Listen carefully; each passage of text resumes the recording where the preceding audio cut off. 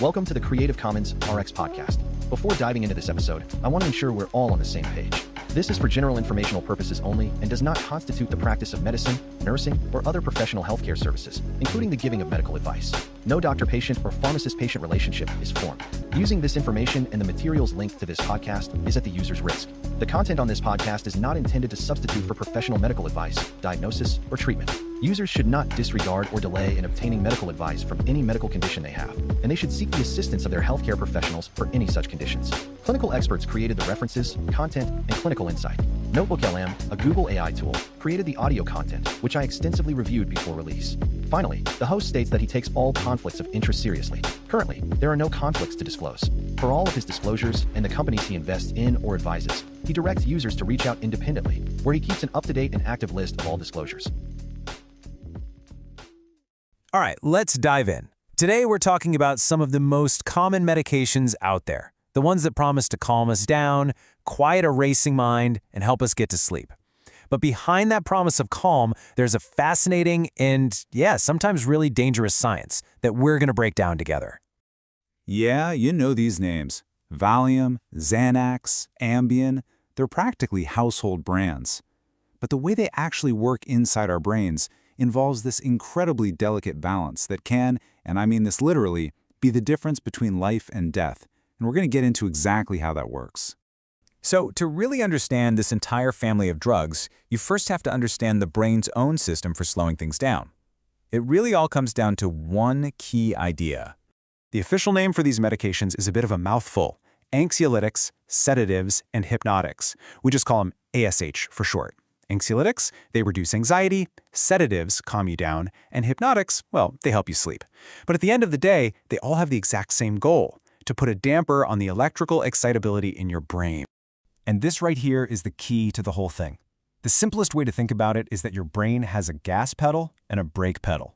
That brake is a neurotransmitter called GABA. And pretty much all the drugs we're talking about today, their entire job is to help GABA press down on that brake pedal, slowing everything down. So that brake pedal concept is everything. Now, let's meet the two main characters in our story. Two classes of drugs that both push that pedal, but in totally different ways.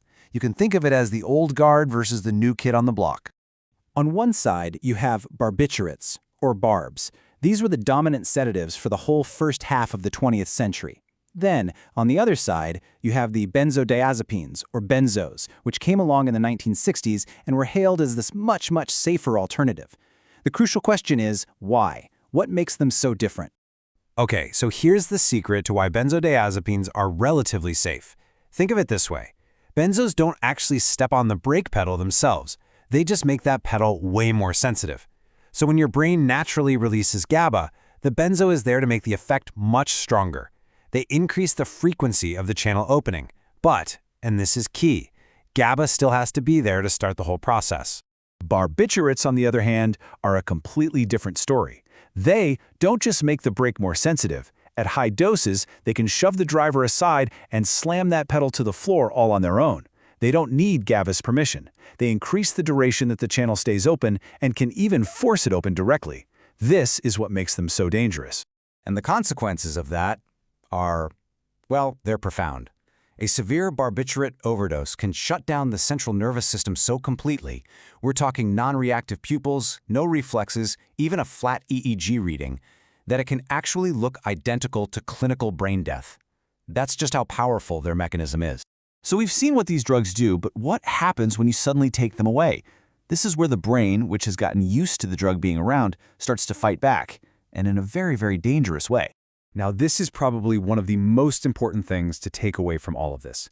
We often have this idea that opioid withdrawal is the absolute worst thing you can go through. And while it's horrible, it's a misconception that it's the most dangerous. Acute withdrawal from sedative hypnotics from these barbiturates and benzodiazepines can actually be fatal. So why is that? It's all because of tolerance. I mean, think about it. If your brain is constantly being flooded with a drug that's hitting the brake pedal, it's going to adapt. It starts to remove some of those GABA receptors or just makes them less sensitive. What that means is you need more and more of the drug to get the same calming effect. Your brain is just trying to find its balance.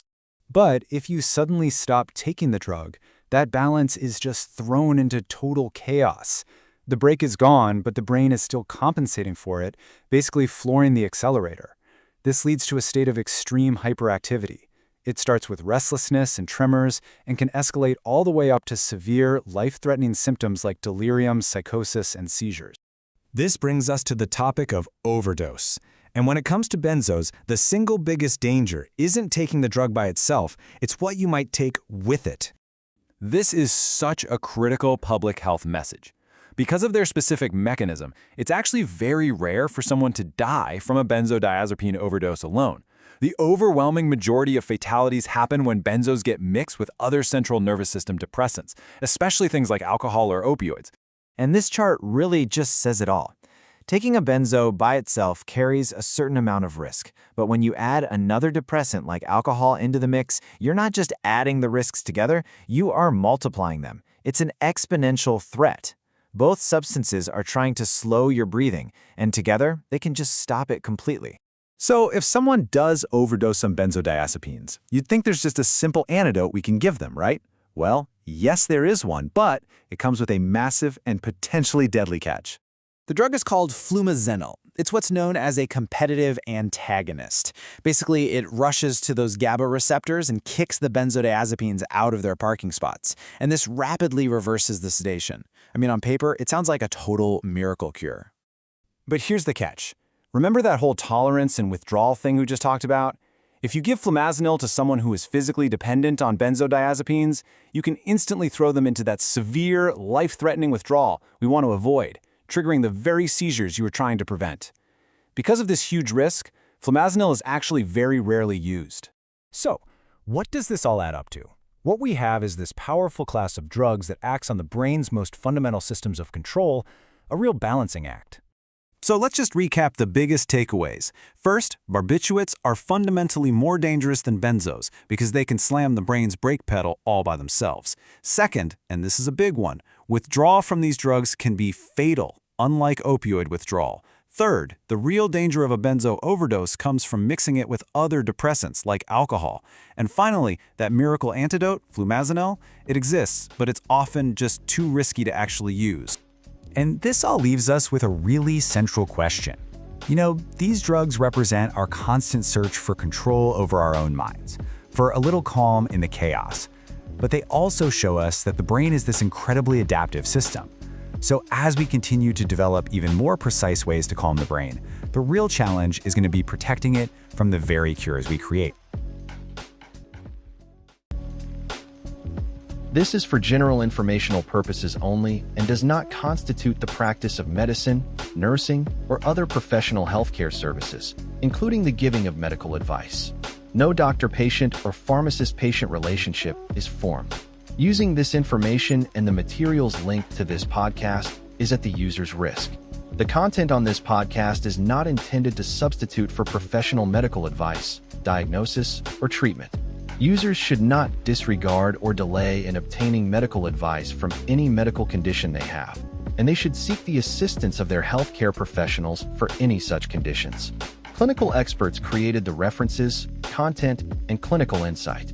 NotebookLM, a Google AI tool, created the audio content, which I extensively reviewed before release. Finally, the host states that he takes all conflicts of interest seriously. Currently, there are no conflicts to disclose. For all of his disclosures and the companies he invests in or advises, he directs users to reach out independently, where he keeps an up-to-date and active list of all disclosures.